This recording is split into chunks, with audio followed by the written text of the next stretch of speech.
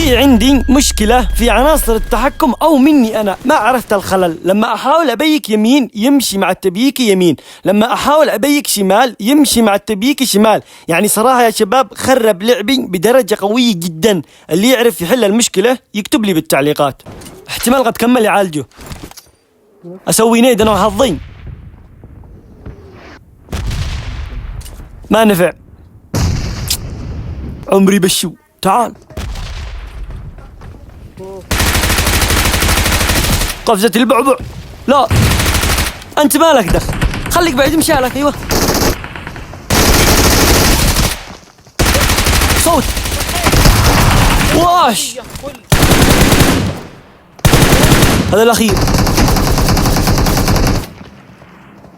ما توقع.